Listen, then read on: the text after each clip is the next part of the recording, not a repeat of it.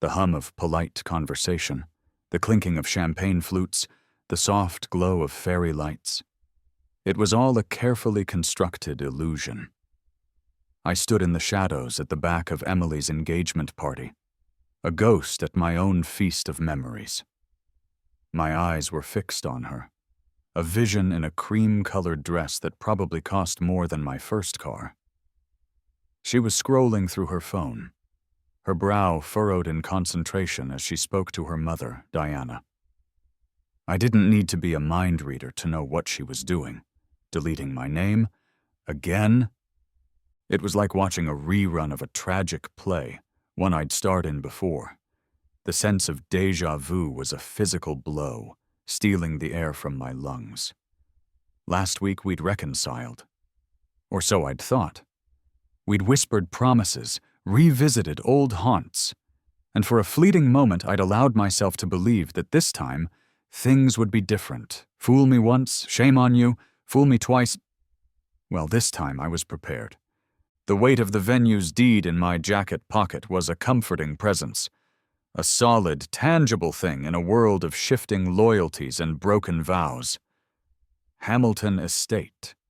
The very place her father had boasted of securing for the wedding. Mine now. "Is everything okay with the guest list, honey?" Diana's voice, sharp and precise, cut through the din. Emily looked up, a bright, brittle smile plastered on her face. "Perfect now, Mom." She didn't see me, didn't notice as I slipped away, melting back into the shadows and towards the exit. My phone vibrated in my pocket, a text from my lawyer. "Purchase complete. Hamilton Estate is yours." A grim satisfaction settled over me. The game was afoot. The first time around, I'd been naive, blinded by love, or perhaps just youth. Emily and I were college sweethearts. We'd built a world on ramen noodles, shared dreams, and the naive belief that love conquered all. We were going to get married, start a life, grow old together. Then her family intervened. Her father, Richard Sterling, was a real estate tycoon, a man who measured worth in square footage and dollar signs. From the moment he'd shaken my hand, his eyes had dismissed me. I was an aspiring architect then, full of ambition but lacking the pedigree he deemed suitable for his daughter. He'd made no secret of his disapproval, his casual put-downs like tiny paper cuts that bled me dry over time. "Architecture is a noble pursuit, Ethan," he'd once said, a condescending smile playing on his lips. "But it doesn't exactly scream provider, does it?" Then there was Vanessa, Emily's best friend. Vanessa, with her perfectly tousled blonde hair and a smile that never quite reached her eyes. She'd always been there, a constant presence, whispering doubts into Emily's ear like a venomous snake. "Are you sure about him, Em?" I'd overheard her say once, her voice dripping with faux concern. "He's nice, but is nice enough?" Jealousy was a green-eyed monster, and Vanessa wore it like a designer gown. And Marcus, Emily's brother. We'd been close once, back in college. Late-night study sessions, shared beers, a camaraderie I'd thought was genuine. But when the pressure mounted, when it came down to choosing between his friend and his family's expectations, Marcus had folded. He'd chosen blood over loyalty, wealth over friendship. His silence had been one of the loudest betrayals. The breaking point in that first life had come at our engagement dinner. A fancy restaurant, a table groaning under the weight of expensive food and unspoken tensions. That's when Emily dropped the bomb. "My parents," she'd explained, her eyes darting nervously towards her father, "wouldn't be invited to the wedding." It's complicated, Ethan," she'd stammered. It's better this way." "Better for whom, Emily?" I'd asked, my voice dangerously quiet. The argument that followed had been brutal, a messy unraveling of everything we'd built.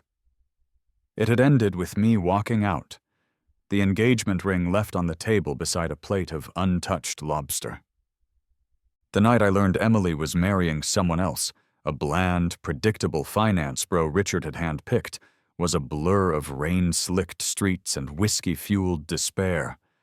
I'd driven recklessly, not caring where I was going, only wanting to escape the suffocating pain. Then, the screech of tires, the blinding flash of headlights, and darkness. I'd awakened 8 years earlier. Not in a hospital bed, but in my old college dorm room, the taste of cheap coffee still on my tongue. My memories, however, were intact. Every painful detail, every betrayal, every regret. It was an unexplainable second chance, a cosmic joke or a divine intervention, I didn't know which. But I knew one thing: I wouldn't make the same mistakes again. This time I built my career differently. I used my knowledge of the future, my architectural skills honed by years I hadn't yet lived, to invest wisely in property development. Small projects at first, then bigger ones. I learned the game Richard Sterling played, and I learned to play it better. I was no longer the struggling artist.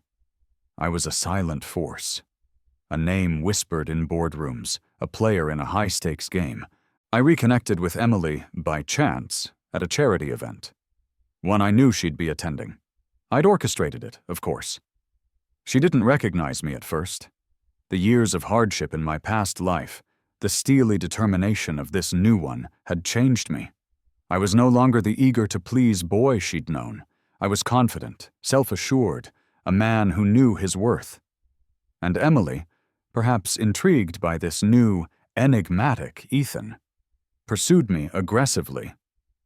Against my better judgment, I allowed myself to get close to her again. A part of me, the foolish, romantic part I thought had died in that car crash, still yearned for her. But another part, the cynical, hardened part, was watching, waiting, looking for the signs, the subtle shifts, the familiar patterns of betrayal. And now, here I was, at her engagement party. Again, Richard was holding court, his voice booming as he boasted about securing the prestigious Hamilton estate for the wedding. "Only the best for my little girl," he declared, oblivious to the irony. Diana was fluttering around, a clipboard in hand, meticulously organizing the guest list.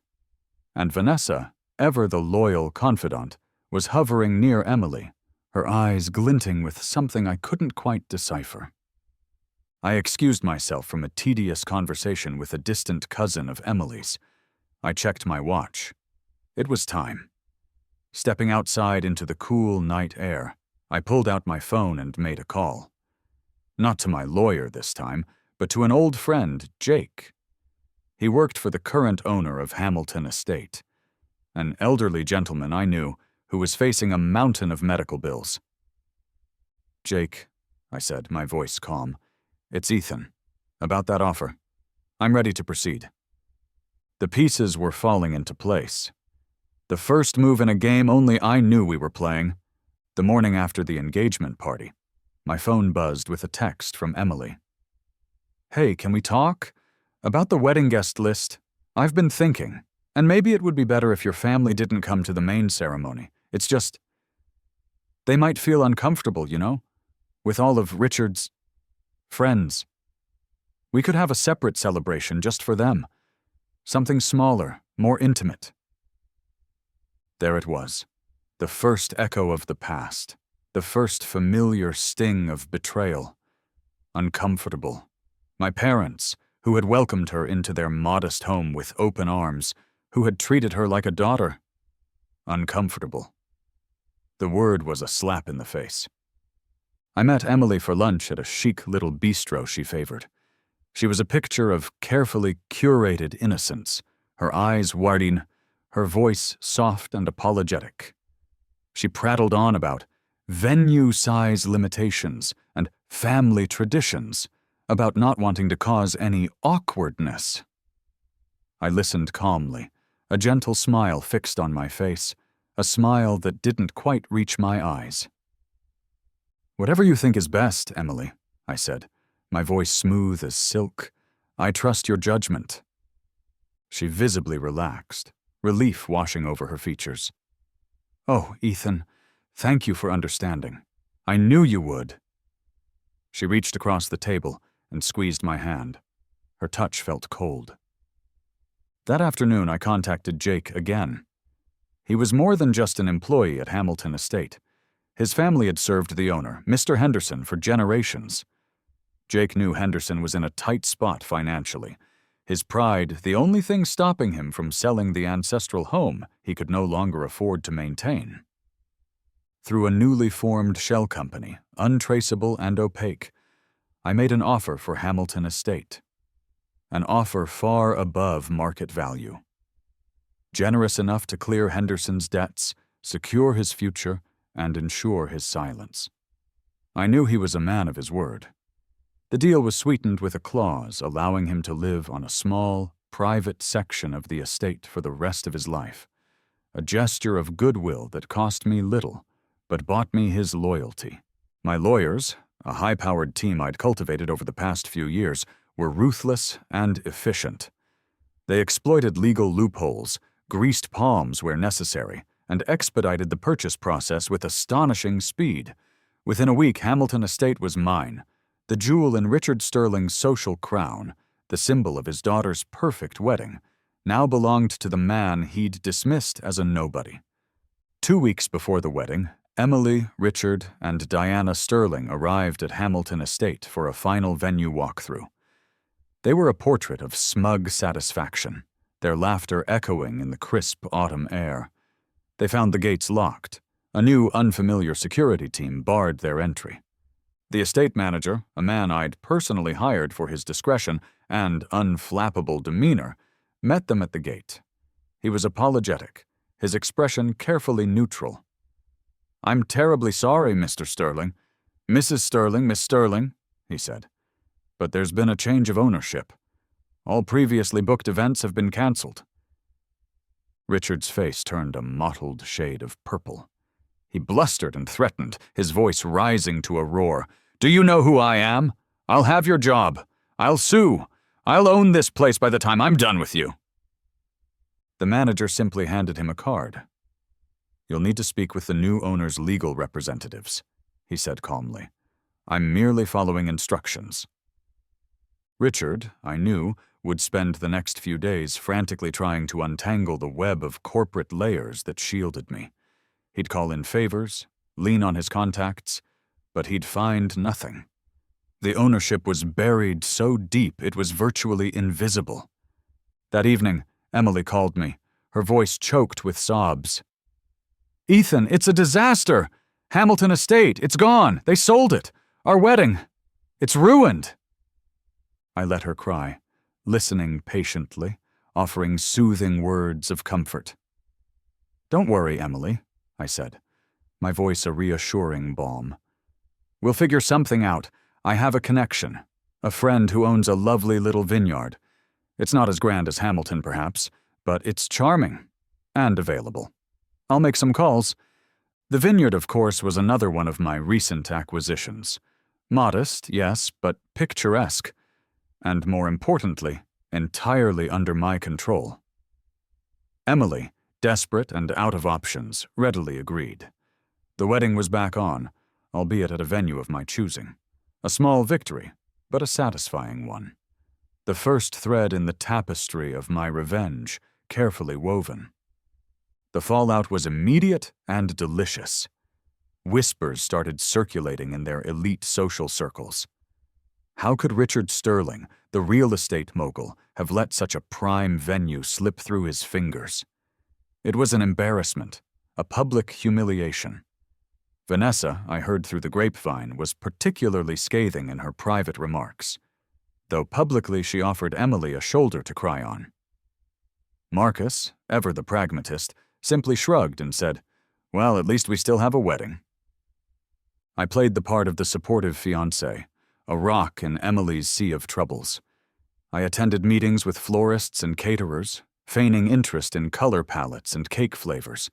All the while, I was watching, waiting for the next inevitable betrayal, because I knew, with a certainty that chilled me to the bone, that this was far from over. History, as they say, has a nasty habit of repeating itself. And Emily, I was beginning to realize, was a creature of habit. The planning for the revised wedding at my vineyard was in full swing. Emily, to her credit, seemed to throw herself into it with renewed vigor, determined to make the best of the situation. Or perhaps, I thought, cynically, determined to salvage her social standing.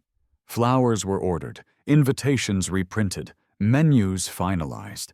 It was a whirlwind of activity, a carefully orchestrated charade of marital bliss. But I wasn't fooled. I'd learned my lesson in that first life. Trust was a luxury I could no longer afford. So, I watched. And I listened. And it wasn't long before my vigilance paid off. It started with hushed phone calls Emily would take in another room, her voice a low murmur. Then, the unexplained absences, the vague excuses about meeting a friend or running errands. My suspicions, honed by past betrayals, were on high alert. I hired a discreet private investigator, a man I'd used before for business dealings, someone who knew how to be invisible. His report landed on my desk a week later, a thin manila folder that nonetheless felt as heavy as lead. Emily had been meeting secretly with her ex-boyfriend, Cameron. Cameron. The name sent a jolt of recognition through me. In my previous life, after our breakup, Emily had briefly dated him. A rebound, I'd thought at the time. But the investigator's report, complete with grainy photographs and detailed timelines, painted a different picture. This wasn't a casual coffee between old friends. This was a clandestine affair. I found the texts on her phone, left carelessly unlocked on her nightstand. My stomach churned as I scrolled through them. Flirtatious banter, inside jokes, plans for secret rendezvous. History wasn't just repeating itself, it was mocking me.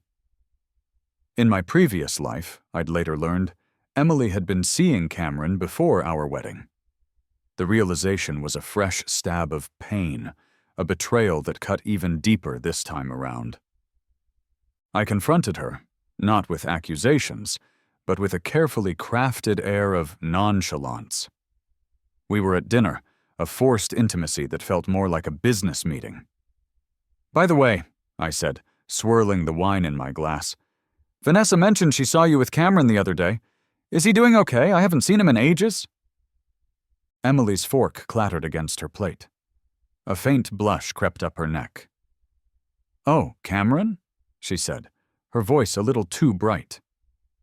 "Yes, he's fine. I was thinking of inviting him to the wedding. You know, as an old friend. Is that okay?" "The more the merrier," I said, my smile unwavering. Inside, a cold fury was building, but I kept my composure. I behaved normally at dinner with her parents later that week, discussing the wedding plans, listening to Richard's pontifications about the stock market, all the while masking the hurt and anger that gnawed at me.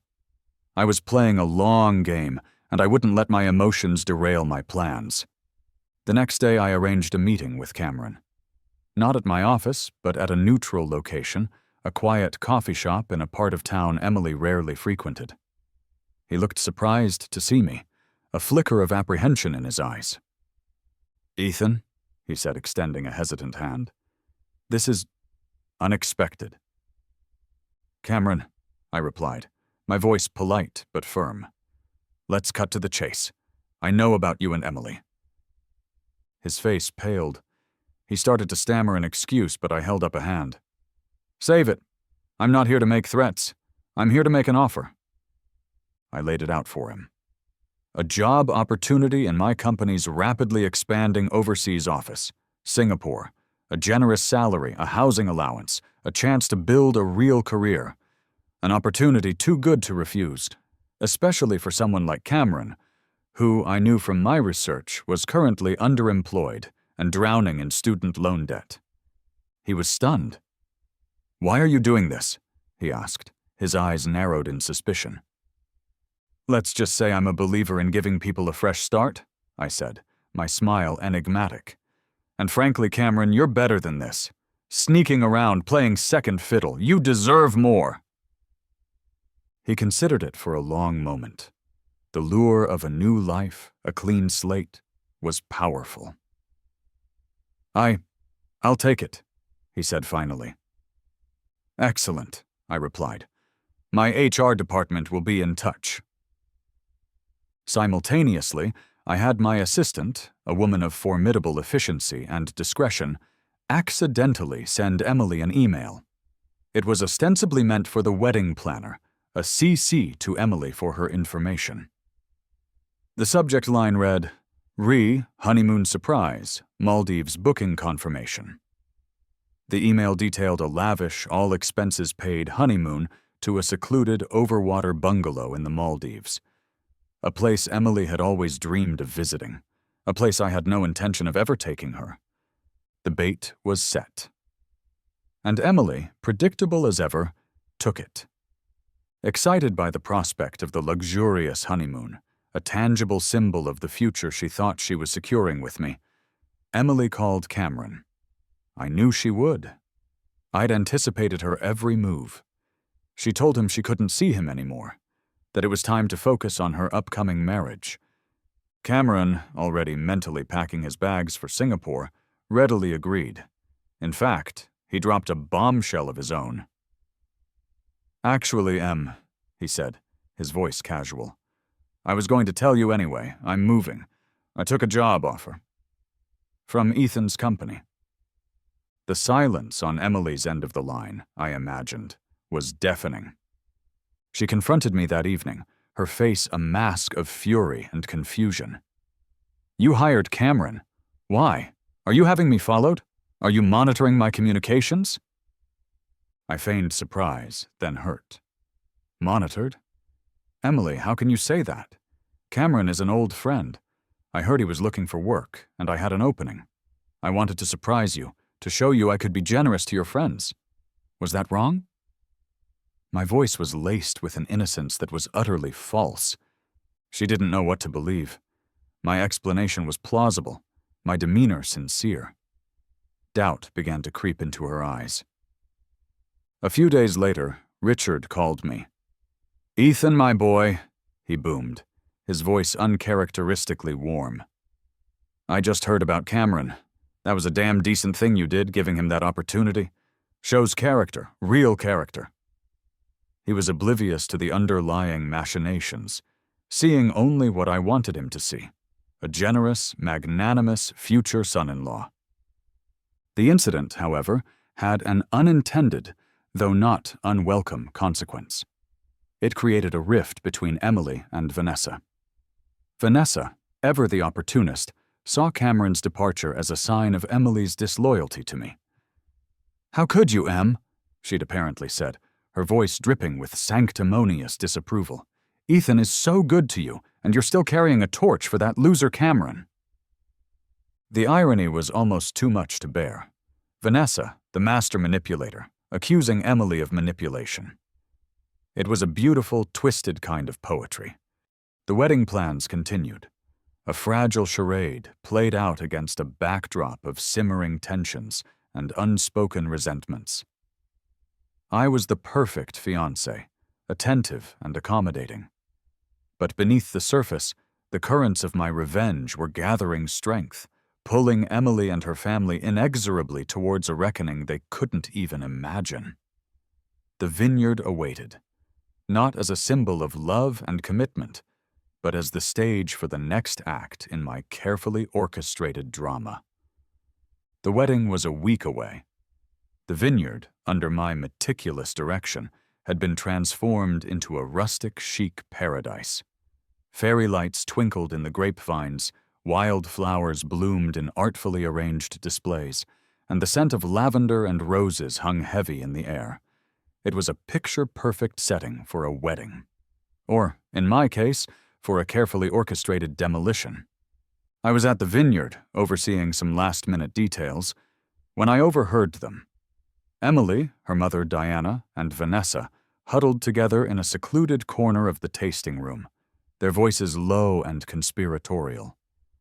They thought they were alone. They were wrong. Are you sure about this, Emily? Diana was saying, her voice laced with anxiety. Refusing to sign the prenup. It's risky. Richard is adamant. Relax, Mom, Emily said, her tone dismissive. I know what I'm doing. I'll string Ethan along, tell him my lawyer is still reviewing it. Then, after the wedding, it'll be too late.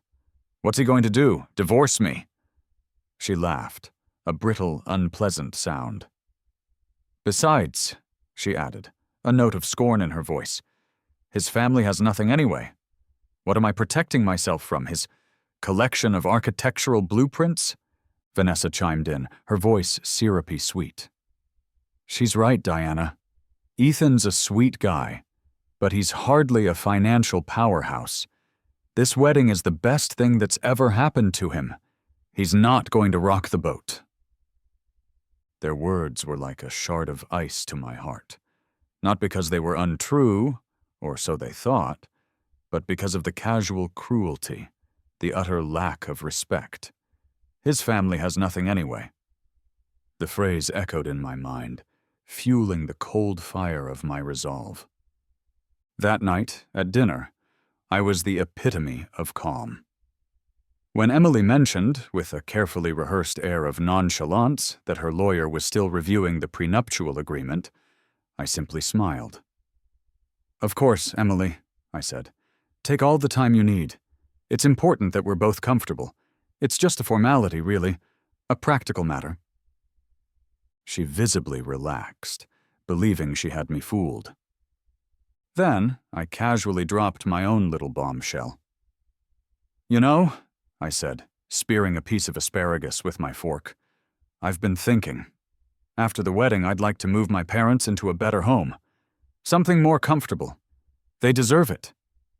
Emily's eyes widened slightly. Oh, she said, a flicker of surprise in her voice. That's generous of you, Ethan. She quickly recovered, her smile back in place. But are you sure you can afford it? I mean, with the wedding and everything. Don't worry about it, I said, my smile unwavering. I've been saving up.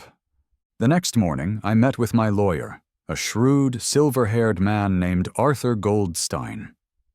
Arthur was more than just my legal counsel. He was a confidant, one of the few people who knew the full extent of my financial success in this second life.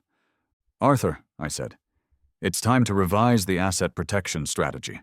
I want everything moved into the trust, the one that becomes active only upon marriage. Arthur raised an eyebrow. Are you sure, Ethan? That's a rather permanent move. I'm sure, I replied. And there's one more thing. My parents' home. I want to buy it from them. For sentimental reasons. Offer them a luxury condo in that new development downtown. The one with the river views. Arthur nodded slowly, a ghost of a smile playing on his lips. Consider it done. Later that day, I visited my parents.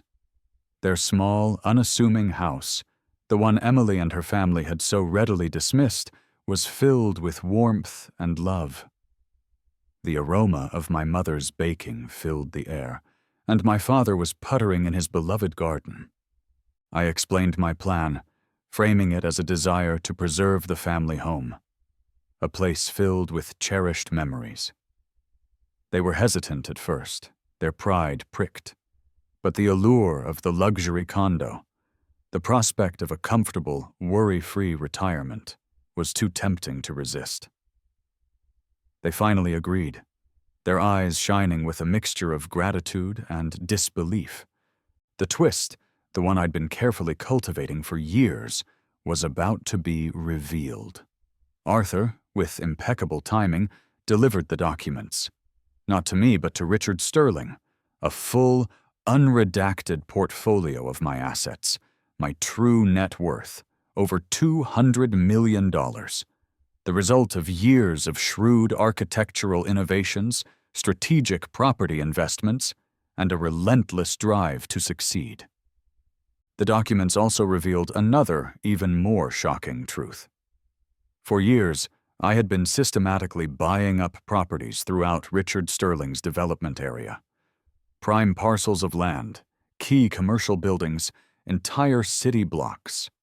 I was the anonymous competitor who had been outbidding him, undercutting him, slowly but surely eroding his empire from within.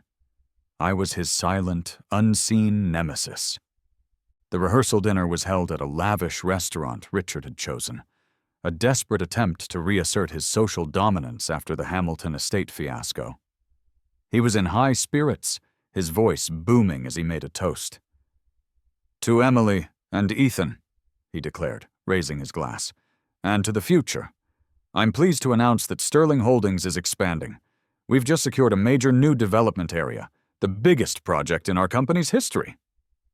He beamed, expecting a round of applause. Instead, a quiet voice cut through the silence. "Mine?" I stood up, my glass in hand. "Actually, Richard," I said, my voice calm and clear, "I believe you're mistaken. I'm the principal owner of that land, and I've been the anonymous competitor who's been outbidding you for years." The color drained from Richard's face. He stared at me, his mouth agape, the champagne flute trembling in his hand. He looked like he'd seen a ghost, or perhaps worse, his own financial ruin. The projects I controlled in that development area were worth 10 times his own company's value. He was, in effect, wiped out. Emily stared at me, her eyes wide with shock and disbelief. The pieces were clicking into place, forming a picture she couldn't comprehend. The successful architect, the surprise vineyard, the sudden wealth. It was all too much. Vanessa, ever the opportunist, was the first to recover. Her face, a moment ago contorted in surprise, now broke into a fawning smile. She rushed to my side, her hand on my arm. "Ethan, darling," she cooed, "I always knew you were special. I told Emily, didn't I, sweetie? I said, that Ethan, he's a diamond in the rough." Emily's brother, Marcus, ever the pragmatist, pulled me aside. "Ethan," he said, his voice low and urgent, "about that development, is there, any chance of a job, for me, in your company?" His eyes, which had once looked at me with friendship, now held a desperate, pleading look. The rehearsal dinner, which had begun with such fanfare, ended in a state of stunned silence and hushed whispers. Emily, her face pale and tear-streaked, confronted me as I was leaving. "Ethan," she said, her voice trembling, "why? Why didn't you tell me? About your success? About everything?" I looked at her, my expression unreadable. "You never asked, Emily," I replied simply. "You were too busy planning our wedding without my family. You were too busy listening to your father, to Vanessa, to everyone but me. You were too busy deleting my name from the guest list." I turned and walked away, leaving her standing there, alone and bewildered, amidst the ruins of her carefully constructed world. The game was not yet over, but the checkmate was in sight. The morning of the wedding dawned bright and clear, a perfect autumn day. I stood on the balcony of my penthouse apartment, a cup of coffee in hand, watching the city awaken below. I felt a sense of calm, a quiet detachment that surprised me. There was no anger, no bitterness, just a weary resignation. The cycle was almost complete. A frantic buzzing from the intercom shattered the morning's stillness. It was Emily, unannounced, uninvited. I let her in. She looked like a wraith, her mascara smudged, her expensive rehearsal dinner dress rumpled and stained. She'd clearly been crying all night. The carefully constructed facade of the perfect bride had crumbled, revealing the scared, desperate woman beneath. "Ethan," she began, her voice hoarse, I know I've been terrible. Awful. I don't deserve your forgiveness, but I'm begging you for it anyway." She wrung her hands, her eyes darting around my apartment, taking in the understated luxury, the tangible evidence of the life I'd built without her. "My family," she continued, her voice cracking. They pushed me. Richard. Vanessa. They filled my head with doubts, with their own ambitions. But I should have stood up for you. For us. I should have been stronger. She took a hesitant step towards me, her eyes pleading. I do love you, Ethan. I've always loved you. Please, we can start over. We can fix this. We can include your family. We can have the wedding we always dreamed of. I listened silently, my expression unreadable. I remembered my death in the previous timeline, the searing pain of her first betrayal, the years of regret and what-ifs. I remembered the countless small cuts, the casual dismissals, the calculated cruelties. I love you, she insisted, her voice raw with emotion. Please, Ethan, say something. I finally spoke, my voice quiet but firm. That's the problem, Emily. We already did start over. This was the second chance. Her face crumpled. The last vestiges of hope seemed to drain from her. No, she whispered. No, it can't be. As if on cue, her phone started ringing. It was her father. She ignored it. It rang again. Her mother. Then Vanessa. A barrage of calls, a chorus of desperate, panicked voices. They were all suddenly concerned about the wedding, about Ethan's feelings, about the implications of my newfound wealth and power. Richard, when Emily finally, reluctantly answered, offered me a partnership in his company. A wedding gift, he called it. His voice laced with a desperate, fawning sycophancy that was nauseating to hear. Marcus sent a text, a rambling, incoherent apology for any misunderstandings. Vanessa left a tearful voicemail, professing her undying loyalty and her certainty that Emily would come to her senses. I calmly collected all their messages, playing them on speakerphone for Emily to hear. The symphony of their desperation was a fitting soundtrack to the end of our story. Then, I turned to Emily, my eyes holding hers. No, I said simply. I won't be at the wedding today, Emily, because there isn't going to be one. She broke down then, a raw, keening sound of utter despair. Sobs racked her body and she sank to her knees, her face buried in her hands. I didn't comfort her. I didn't offer her a tissue. I simply watched, a detached observer of her pain. This was the consequence of her choices, the culmination of her betrayals. When her sobs finally subsided, I handed her a folder. Inside were documents, legally binding and irrevocable. They showed that I had donated the vineyard, her wedding venue, to a charity for underprivileged children. It was to become a summer camp, a place of joy and opportunity for those who had none. Your family can explain to your guests why there's no wedding, I said, my voice devoid of emotion. I opened the door to my apartment, a silent invitation for her to leave. She looked up at me, her eyes red-rimmed and pleading. But she saw no softening in my expression, no flicker of doubt. She slowly, unsteadily, got to her feet. She took the folder, her hand trembling. Then, without a word, she walked out of my apartment, out of my life for the second and final time. As the door clicked shut behind her, I felt a strange sense of lightness. Not joy, not triumph, but a quiet, profound relief.